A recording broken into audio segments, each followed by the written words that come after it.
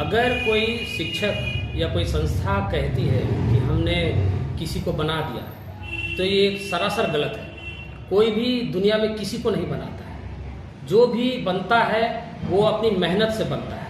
अपने जो उनका पास समय होता है उसका सदुपयोग कर कर वो खुद को स्थापित करता है। दुनिया में कोई किसी को नहीं बनाता। और बच्चों, इस बात को आप समझें कि आपकी कर्तव्य निष्ठा, आपका साहस, आपका धैर्य और समय का सदुपयोग ही आपको आगे लेके जाता है। और अभी हम हैं मध्य प्रदेश में, और मध्य प्रदेश के सगौर जिले के सीएसपी सर हैं। इनका नाम है कृष्णपाल सिंह, और हम आपको आज इनसे मिलवाने जा रहे हैं। और सर, आपके कंधों पे सितारे हैं और आपके ललाट अशोक स्तंभ है जो काफी चमक रहा है। और निसंदेह हर एक इंसान की जिंदगी में वो कष्टमय रातें होती हैं और रात में ही सितारा चमकता है। तो सर, आपने कैसे हासिल किया इसे? देखिए, सबसे पहले तो मैं एक किसान फैमिली से बिलोंग करता हूँ। मेरे पिताजी एक छोटे से किसान हैं नरसिंहपुर जिले में। वहाँ से मेरे पिताजी ने मुझे शुरू से शहर पढ़ाने के लिए भेजा था। उनका ऐसा मानना था कि शहर में हम अच्छी शिक्षा प्राप्त कर सकते हैं, स्कूलिंग अच्छी है। तो मेरी जो प्राथमिक शिक्षा जो स्टार्ट हुई थी वो सरस्वती स्कूल से शुरू हुई थी। वहाँ से आगे आके मैं मेरे जो क्षेत्र है नरसिंहपुर जिले में गोटे गाँव, वहाँ से मेरा स्कूलिंग हुआ। कुछ समय बाद कुछ लोगों ने मुझे सलाह दी कि क्योंकि मेरे परिवार से मैं पहला व्यक्ति हूँ जो किसी सेवा में आया हूँ, मेरे परिवार से कोई भी किसी प्राइवेट जॉब में भी नहीं रहा है, तो मुझे बहुत ज़्यादा आइडिया नहीं था।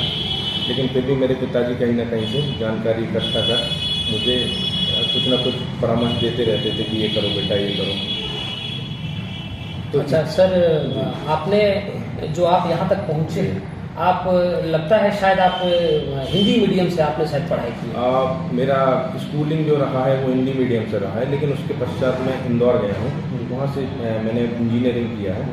और फिर मध्य प्रदेश पीएससी जो होता है वो मेरा मीडियम इंग्लिश था। वहाँ से मैंने इंग्लिश मीडियम में। कुछ ऐसा मुश्किल नहीं हुआ आपको उसको एडजस्ट करने में हिंदी इंग्लिश से? जी बिल्कुल। देखिए, हिंदी मीडियम से था, जब मैं इंग्लिश मीडियम मैंने चेंज किया तो कुछ समय के लिए मुझे इंजीनियरिंग में काफ़ी प्रॉब्लम हुई, 6 महीने एक साथ। लेकिन फिर उसके बाद थोड़ा मेहनत करने का रिदम में आया। लेकिन सर, आपने हार नहीं मानी? जी बिल्कुल। हार मानने का कोई मेरे पास ऑप्शन नहीं था। मैं जहाँ से था मुझे अपने परिवार को भी सपोर्ट करना था, और कहीं ना कहीं मेरे पिताजी की भी मुझसे बहुत सारी आशाएं थी। तो मैं चाहता था कि कभी मैं भी अपने पिताजी को एक ऐसी गाड़ी में बैठाऊँ, है ना, जिसमें उन्हें ऐसा फील हो कि मैं हमेशा, हमने बचपन से देखा है अधिकारी आते थे, हम चारों तरफ देखते थे, है ना, उनके चारों तरफ चकाचौंध रहती थी कि अधिकारी आया, अधिकारी आया। तो कहीं ना कहीं मन में ऐसा रहता था। सर, काफ़ी ऐसे थोड़े मध्यम वर्गीय फैमिली से बिलोंग करते हैं, और उनकी इच्छा थी कि वो काफ़ी आगे आएँ, अपने पिता का हर वो सम्मान दे पाएँ जिनके वो हकदार हैं। तो सर, मैं कहना चाहूँगा कि ऐसे भी बहुत सारे बच्चे हैं जो चाहते हैं कि मैं आईपीएस, आईएएस, एसपीएस की भी तैयारी करूँ। तो उनको आप क्या कहेंगे, कैसे तैयारी शुरू करें? सबसे पहली चीज़ मैं ये मानता हूँ कि आपके अंदर रेगुलरिटी होना चाहिए, सिंसियरिटी होना चाहिए। अगर आप किसी भी चीज़ को लक्ष्य बना लें कि मुझे ये चीज़ चाहिए, तो वो आपको मिल जाती है। बस आपके अंदर रेगुलरिटी होना चाहिए, सिंसियरिटी होना चाहिए। अगर आप किसी भी चीज़ को लक्ष्य बना लें कि मुझे ये चीज़ चाहिए, तो वो आपको मिल जाती है। बस आपको पूरी शिद्दत के साथ उसके लिए तैयार होना पड़ता है। सर, तैयारी शुरू आपने भी की होगी, लेकिन आपके जीवन में भी वो क्षण आया होगा, वो पल आया होगा, या किसी ने आपके साथ कुछ ऐसा व्यवहार किया होगा जिसके वजह से वो अंदर आपके आग लग गई होगी, आप खुद ब खुद इंस्पायर हुए होंगे। तो सर, वो क्या है वो घटना, वो हमारे दर्शकों को बताइए। देखिए, हमारे जो समाज होता है, समाज हमें अपना आईना दिखाता है। तो कभी भी ऐसा होता था सोसाइटी में, जब मैं अपने ही कुछ रिश्तेदारों या लोगों से जुड़े जो लोग थे, मैं उनके पास जाता था, पार्टी में जाता था, तो हमेशा मुझे एक चीज़ सुनने को मिलती थी कि बेटा अभी आप क्या कर रहे हैं। और हमेशा मेरे पास उनको कहने के लिए होता था कि मैं तैयारी कर रहा हूँ। तो हमेशा मुझे ये बोलते थे, बेटे कब तक करते रहोगे तैयारी, कब तक करते रहोगे। तो कहीं ना कहीं मुझे एक बार किसी अधिकारी से मेरा परिचय हुआ, तो मैंने देखा, मैं उनसे परिचय करने के लिए जा रहा था, लेकिन मुझे वहाँ से हटा दिया गया, मैं उनसे मिल नहीं पाया और अधिकारी के तक मैं पहुँच नहीं पाया। तो मुझे उस समय ऐसा लगा कि नहीं यार, ये थोड़ा सा मुझे ऐसा लगा कि नहीं यार, काश मैं अगर इस जगह होता तो मेरे तरफ भी आज चारों तरफ मेरे लोग होते। और वही मेरा टर्निंग पॉइंट था, जिसमें मेरे अंदर दृढ़ संकल्प जो मेरा शुरू हुआ इस सेवा में आने के लिए, वो वहीं से शुरू। कितनी उम्र थी सर उस समय आपकी? उस समय मेरी उम्र थी करीब 24 साल थी। अच्छा। मेरे इंजीनियरिंग के बाद मुझे ऐसा लगा कि नहीं, अब मुझे सिविल सेवा की तरफ जाना चाहिए। तो ये मेरा तीसरा जॉब था। मैं सॉफ्टवेयर में गया था क्योंकि मैं इंजीनियर था, तो मेरा प्राइवेट सिलेक्शन हो गया था सॉफ्टवेयर कंपनी में। मैं नोएडा वगैरह में रहा हूँ, लेकिन फिर उसके बाद मैं काफ़ी कम उम्र में सर आप यहाँ पहुँचे हैं। लगभग आपकी उम्र 31 वर्ष, सर मैं सही कह रहा हूँ? जी, अभी मेरी वर्तमान में उम्र जो है 31 वर्ष है। जी। तो सर कहना चाहूँगा कि कुछ बच्चों के मन में ये भ्रांतियाँ रहती हैं कि मैं इंग्लिश मीडियम से अगर नहीं हूँ तो मैं परीक्षा पास नहीं कर पाऊँगा, तो वो हिंदी मीडियम के बच्चों को क्या कहिएगा सर? नहीं, मैं ये नहीं मानता हूँ कि माध्यम का कोई फ़र्क पड़ता है इससे। ज्ञान आप किसी भी भाषा में ले सकते हैं, हिंदी में हो या इंग्लिश में हो। आपको दोनों तरह से ये एग्ज़ाम प्लेटफॉर्म देता है, चाहे आप हिंदी मीडियम से आना चाहें, चाहे इंग्लिश मीडियम से आना चाहें। तो मैं भाषा को बहुत बड़ा इशू नहीं समझता। और सर सारी कुछ तैयारी करने के बाद आखिरी पड़ाव होता है सर इंटरव्यू का। जी। तो क्या सर इंटरव्यू को लेकर भी कुछ तैयारी करनी पड़ती है बच्चों को? जी बिल्कुल। इंटरव्यू को लेके लोग बहुत डर में रहते हैं, डरे हुए रहते हैं। जी, बहुत ज़्यादा डरे हुए रहते हैं कि हमें क्या पूछा जाएगा, बहुत सारी चीज़ें। लेकिन इंटरव्यू में सिर्फ आदमी के व्यक्तित्व को पहचाना जाता है। वो आपसे प्रश्न ऐसे करते हैं जिसमें इंटरव्यू को लेके लोग बहुत डर में रहते हैं, डरे हुए रहते हैं। जी, बहुत ज़्यादा डरे हुए रहते हैं कि हमें क्या पूछा जाएगा, बहुत सारी चीज़ें। लेकिन इंटरव्यू में सिर्फ आदमी के व्यक्तित्व को पहचाना जाता है। वो आपसे प्रश्न ऐसे करते हैं जिसमें आप में कितनी क्षमताएं होती हैं, उसका कैलकुलेशन होता है, ना कि इसमें कि आपको उस समय क्या पूछा जा रहा है, आप जवाब दे पा रहे हैं। बच्चों के मन में एक्चुअली में बच्चों के मन में ये रहती है कि आपका ज्ञान का टेस्ट लिया जाएगा, लेकिन इंटरव्यू में सर मेरे हिसाब से शायद उनकी समझदारी का टेस्ट लिया जाता है। जी बिल्कुल, आपकी बौद्धिक क्षमताओं को तोला जाता है कि आप में कितनी बौद्धिक क्षमता है, उस हिसाब से आपकी मार्किंग की जाती है वहाँ पर सर। और सर बहुत सारे बच्चे अप्लाई करते हैं एग्ज़ाम के लिए, तैयारी करते हैं, कड़ी मेहनत करते हैं, लेकिन उसमें से मात्र 2% बच्चे ही अपने असली मुकाम को पाते हैं। तो 98% जो बच्चे बच जाते हैं, जो वो अपनी मुकाम हासिल नहीं कर पाते हैं, तो उनको उन बच्चों को क्या कहिएगा सर? निराश होने की आवश्यकता नहीं है, और कैसे आगे बढ़े, ये उन बच्चों को क्या कहिएगा? देखिए, मैं नहीं मानता हूँ कि उनको निराश या हताश होने की ज़रूरत है। हर व्यक्ति की क्षमताएं अलग अलग होती हैं, 5 उंगली एक जैसी नहीं होती हैं, लेकिन उनको अगर निरंतर प्रयास करते रहें वो, तो निश्चित ही उनको सफलता मिलेगी। और हर व्यक्ति की अपनी क्षमताएं होती हैं, किसी को 1 साल लगता है, किसी को 2 साल लगता है, लेकिन अगर निरंतरता रहे तो एक न एक दिन निश्चित ही सिलेक्शन हो जाता है।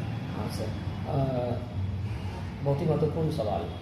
सभी सोचते हैं कि शिक्षा हासिल करने से सारा कुछ मिल जाएगा, हम जो अचीव करना चाहते हैं वो हम अचीव कर जाएंगे, लेकिन सर इसके साथ साथ उन बच्चों को क्या कहिएगा कि अनुशासन, समझदारी, धैर्य और अपने जो काम वो कर रहे हैं उसके प्रति समर्पण कितना मायने रखता है सर सक्सेस के लिए? बहुत मायने रखता है। देखिए, सिविल सेवा को पास करना, पढ़ना या लिखना अकेला नहीं है, ये एक जीवन शैली है जिसको आपको अपनाना पड़ेगा। जिस दिन आप उस स्तर को पार कर जाएंगे, उस स्तर तक पहुंच जाएंगे, तो स्वतः ही आपका सिलेक्शन हो जाएगा उसमें। अच्छा सर, बहुत बहुत धन्यवाद सर आपका। और सर ऐसे तो कहना चाहूँगा कि बच्चे आजकल एक ऐसी धारा पर चल रहे हैं जहाँ पर वो कुछ ना कुछ गलत कामों में संलिप्त हो जा रहे हैं, और इसका सबसे मूल रूप है नशा। लेकिन नशा अगर आपके जीवन में कुछ बड़ा करने का हो तो उन बच्चों को क्या कहिएगा सर जो गलत रास्ते पर चल जा रहे हैं, उनको कैसे सावधान रहने की आवश्यकता है? देखिए, वर्तमान में जो हम देख रहे हैं, लोग मोबाइल टेक्नोलॉजी की तरफ ज़्यादा आकर्षित हो रहे हैं।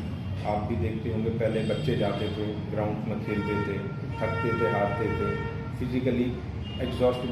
सभी सोचते हैं कि शिक्षा हासिल करने से सारा कुछ मिल जाएगा, हम जो अचीव करना चाहते हैं वो हम अचीव कर जाएंगे, लेकिन सर इसके साथ साथ उन बच्चों को क्या कहिएगा कि अनुशासन, समझदारी, धैर्य और अपने जो काम वो कर रहे हैं उसके प्रति समर्पण कितना मायने रखता है सर सक्सेस के लिए?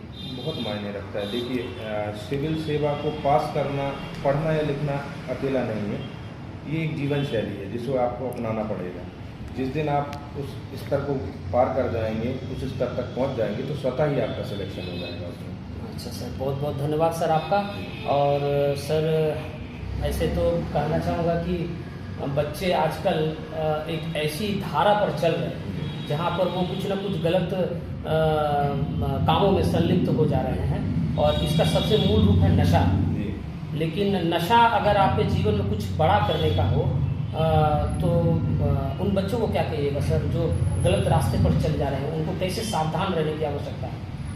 देखिए, वर्तमान में जो हम देख रहे हैं, लोग मोबाइल टेक्नोलॉजी की तरफ ज़्यादा आकर्षित हो रहे हैं। आप भी देखते होंगे, पहले बच्चे जाते थे ग्राउंड में, खेलते थे, थकते थे, हारते थे, फिजिकली एग्जॉस्ट भी होते थे, मेहनत करते थे। वर्तमान परिवेश में हर बच्चा मोबाइल पे सब कुछ कर रहा है, तो जैसे ही फिजिकल एक्टिविटीज़ लोग करते हैं, इन चीज़ों को बढ़ावा देंगे तो अपने आप नशे की तरफ जो लत है लोगों की, वो वहाँ उस तरफ जाएंगे ही नहीं बच्चे। तो जहाँ तक जितनी भी जो एक्टिविटीज़ हैं, इन एक्टिविटीज़ को बढ़ाया जाए। वो बच्चों को लगता है सर कि मोबाइल सिर्फ गेम्स खेलने के लिए है, इंस्टाग्राम रील्स बनाने के लिए, लेकिन मोबाइल में तो सर बहुत सारा कुछ ऐसा है जहाँ से आप बहुत सारा ज्ञान बटोर सकते हैं, आप सीख सकते हैं। देखिए, बटोरने वाले तो ज्ञान पूरा बटोर रहे हैं, पर कहीं ना कहीं मोबाइल ज्ञान तो देता है पर एक भटकाव भी देता है। उनसे सावधान रहने की आवश्यकता जी बिल्कुल आवश्यकता है। नई जनरेशन को आप आए दिन देख रहे हैं कितने सारे फ्रॉड्स हो रहे हैं, ब्लैकमेलिंग्स हो रही हैं, वीडियोस बना के ब्लैकमेल किया जा रहा है, बच्चे डर के कारण कुछ सुसाइड भी कर लेते हैं, बहुत सारी चीज़ें हैं। तो कहीं ना कहीं उनको भी सावधान रहने की ज़रूरत है, और जो उनके माता पिता हैं, पेरेंट्स हैं, उन्हें बहुत सावधानी से बच्चों को मोबाइल इस्तेमाल करने के लिए देना चाहिए। ये मेरा व्यक्तिगत मानना है। बहुत बहुत धन्यवाद सर आपका, आज हम आपने मूल्यवान समय दिया हमें। और सर एक आखिरी सवाल, हमारे दर्शकों को क्या कहिएगा सर, शुभकामना के तौर पे हमारे चैनल के माध्यम से? बिल्कुल, मैं आपके सभी दर्शकों को मेरी तरफ से ही मैसेज देना चाहूँगा कि एक अच्छा हेल्दी लाइफस्टाइल रखिए, आप लोग अच्छी अच्छी चीज़ें करिए, अपने आसपास का वातावरण और माहौल अच्छा बनाइए। हम लोगों की ज़रूरत अपने आप आपको कम हो जाएगी अगर आप एक पॉजिटिव माहौल बना के रखेंगे। बहुत बहुत धन्यवाद।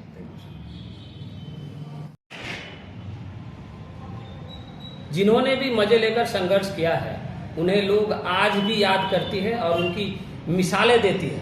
और जब भी आप चाहते हैं कि मैं आगे बढ़ूं तो आपको किसी न किसी से इंस्पायर होने की आवश्यकता है, किन्हीं से कुछ सीखने की आवश्यकता है। बिल्कुल, जीवन में हमेशा आपको सिखाने के लिए एक गुरु होता है, बस ये आपके ऊपर डिपेंड करता है कि आप किसको अपना गुरु मानते हैं। हाँ, गुरु की जो भी बातें होती है उनको आप कितना आत्मसात कर रहे हैं, कितना आप अंदर ले पा रहे हैं, तभी आप सक्सेस होने के चांस। एक आपका लाइफ में बहुत सारी चीज़ें टीचर हो सकती हैं, किसी का एक्सपीरियंस टीचर हो सकता है, कोई पर्सन टीचर हो सकता है, कोई विशिष्ट परिस्थितियाँ टीचर हो सकती हैं, कोई बच्चा टीचर हो सकता है। आप आसपास के हर व्यक्ति से कुछ ना कुछ सीख सकते हैं, ये मेरा व्यक्तिगत रूप से मानना है। जी, मैं ये कहना चाह रहा हूँ कि एक उदाहरण दूंगा कि द्रोणाचार्य ने, कहते हैं लोग कि द्रोणाचार्य ने अर्जुन को बनाया।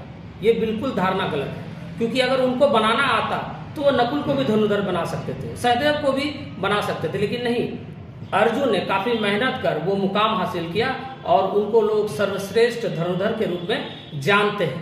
तो मैं आज इस वीडियो के माध्यम से कहना चाहूँगा उन बच्चों से, उन युवाओं से जो तमाम तरह की चकाचौंध पाउडर लगाकर रील्स बनाते हैं, इंस्टाग्राम पर पोस्ट करते हैं और चाहते हैं कि उस चकाचौंध, उस रोशनी वाली दुनिया में उनका नाम हो, तो इनसे कुछ होता नहीं। अगर आपको आगे बढ़ना है और आपकी चमक हमेशा बरकरार रखनी है तो आपको